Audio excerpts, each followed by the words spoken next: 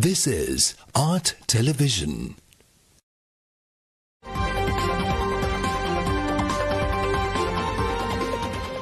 Coming up, State of Business, sponsored by... Manage all your SLT Mobitel services through the MySLT app. IWS Aviation.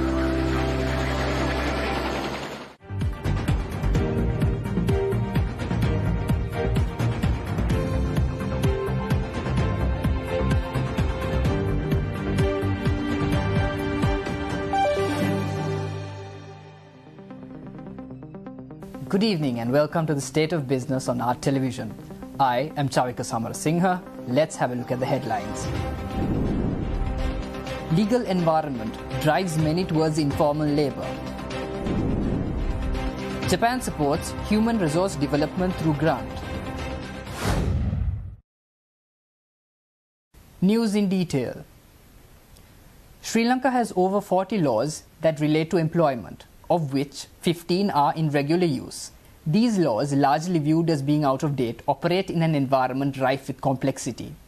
Shamali Ranaraja, an attorney at law speaking at the Reform Now conference organised by the Advocata Institute, stressed that this complexity is a major factor driving workforce informality. If you look at the years in which, at the end of each law, you get the year which it was enacted, you will see that most of them are either pre-independent or immediately after independence.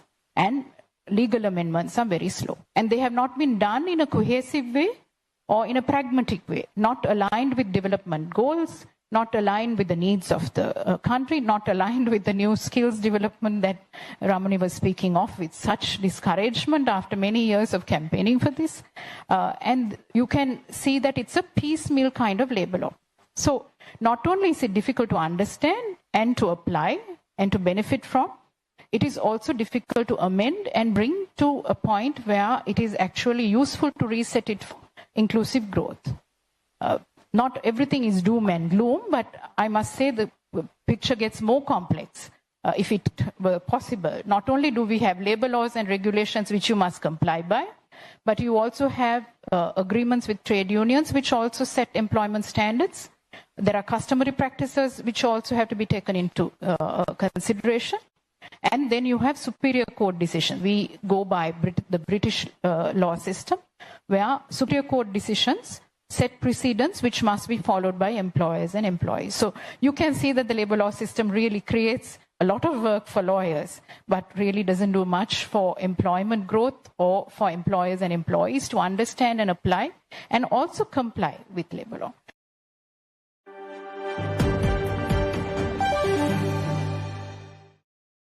Chairman of the Free Trade Zone Manufacturers Association, Jitendra Biala, responding to an Art News inquiry on investor confidence, stressed the importance of stable policies. The chairman, while listing many benefits, highlighted this weakness during the recent launch of the online visa recommendation system by the Board of Investment.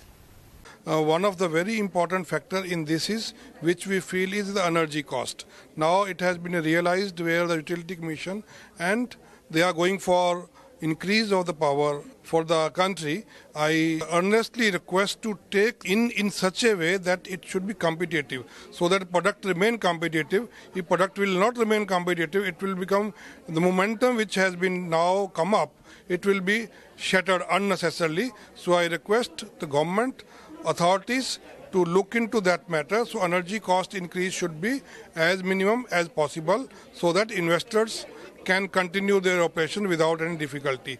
Apart from that, we also seek from the policy makers to please come out with a long-term policy, so that the investors' confidence, where the every alternate day, every fortnight, every month, when the policy being changed, then the confidence won't come. So please look into all these things, so that the more investors can be brought into this country.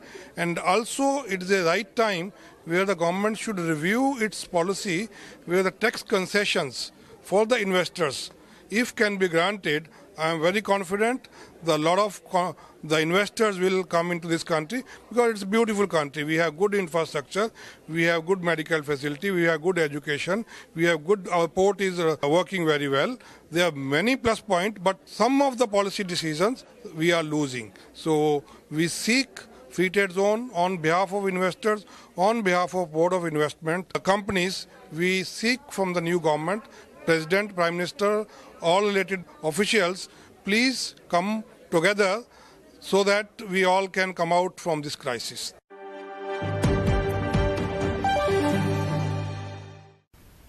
The government of Japan has provided a 761 million rupee grant for the Human Resource Development Scholarship. The project aims to enhance capacity building of public sector officials.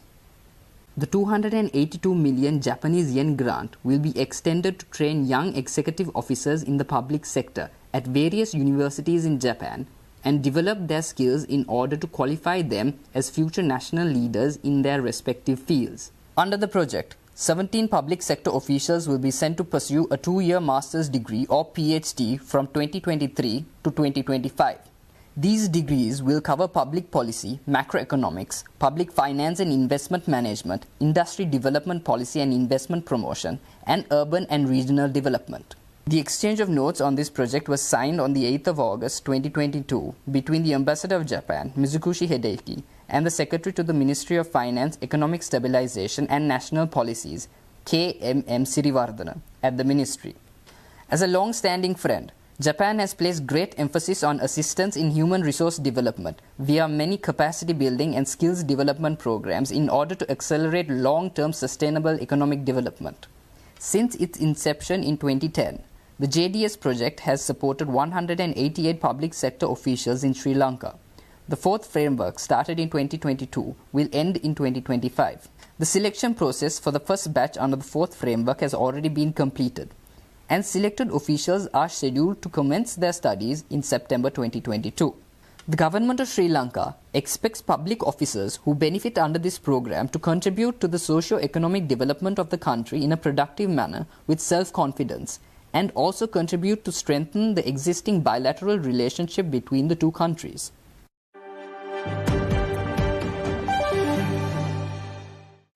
Stay tuned. We will return after this commercial break.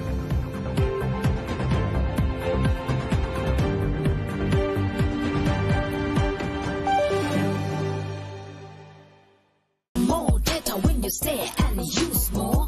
Data Bow One, data Bow One. A non-stop journey with Data Bow One from SLT Mobitel Home Broadband.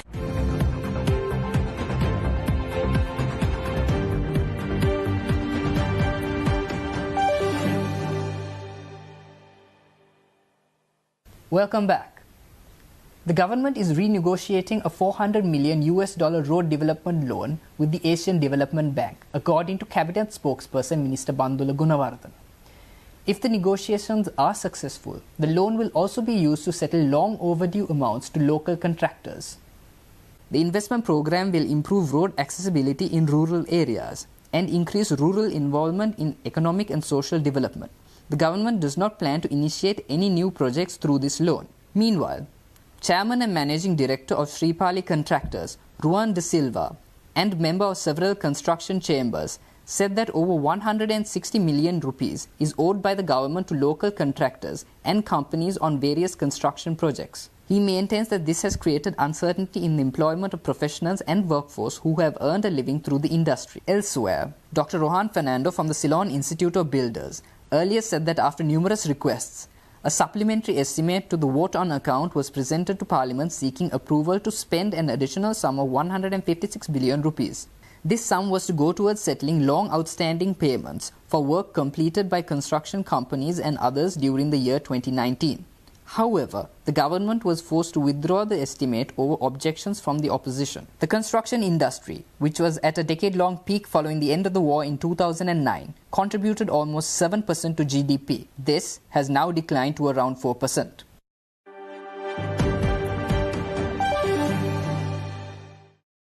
Sri Lanka Telecom Group yesterday announced stable growth for the first half of 2022. This showcases resilience in the business model amidst the complex socio-economic challenges plaguing the country.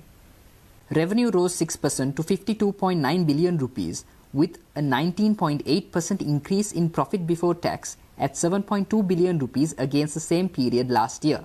Demonstrating operational efficiency, SLT Group's earnings before interest, tax, depreciation and amortization went up to 20.9 billion rupees for the first half of 2022.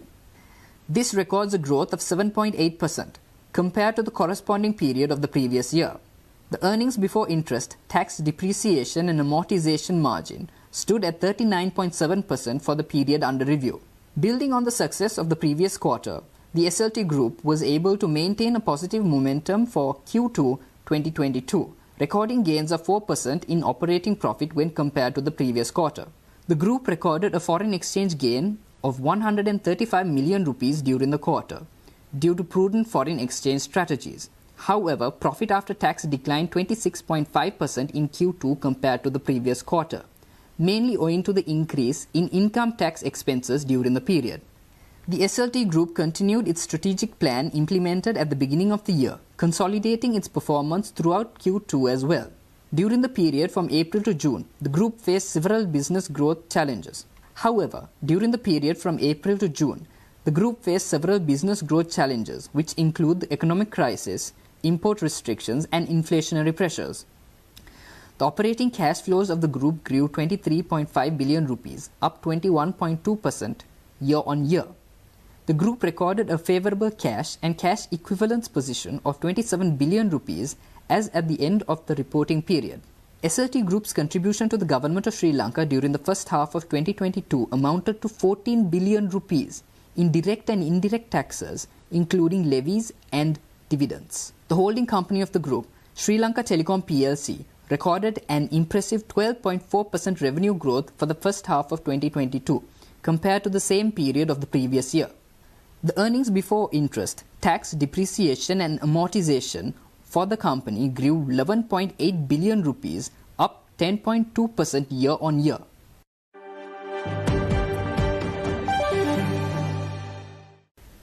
Lanka IOC yesterday welcomed the government's decision to allow the Indian fuel giant to expand its fuel retail footprint on the island.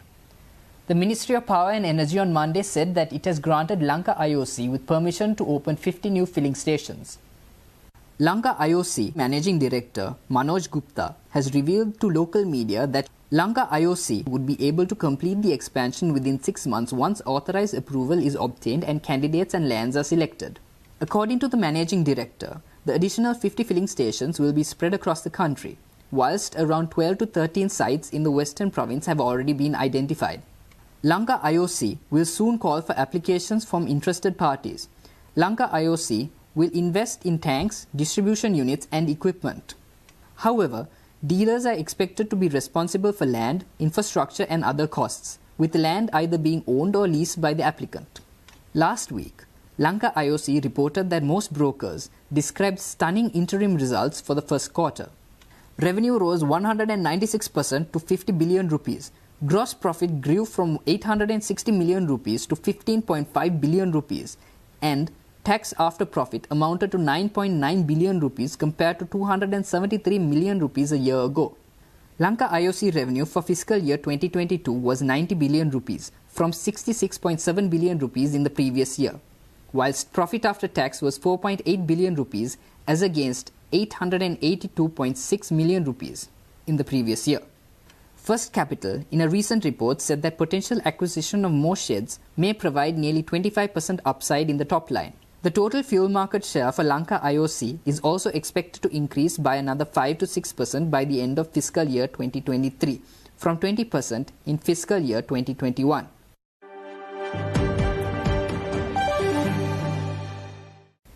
Stay tuned for stock updates.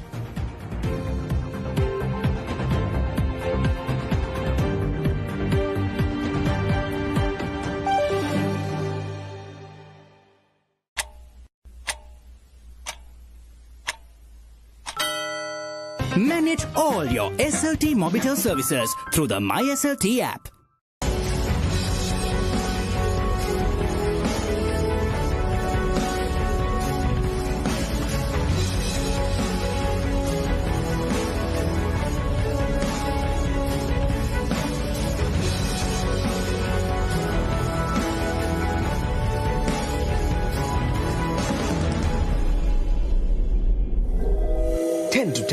Sponsored by. Manage all your SLT Mobitel services through the MySLT app.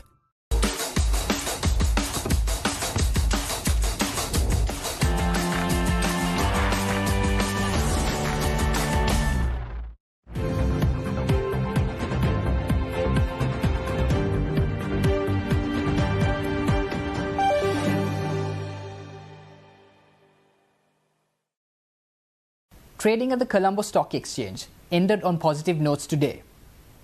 The all-share price index gained 206.17 points to close at 8,706.17, and the S&P SL20 gained 158.86 points to close at 2,962.74. The turnover was 4.5 billion rupees and over 115 million shares were traded. Up next are forex rates.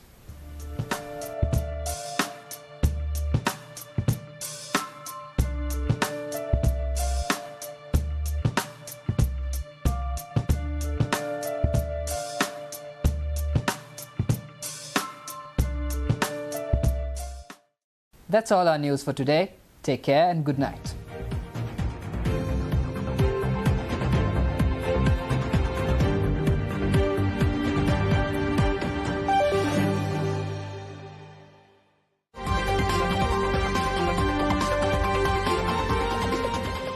State of Business was sponsored by Manage all your SLT Mobitel services through the My SLT app.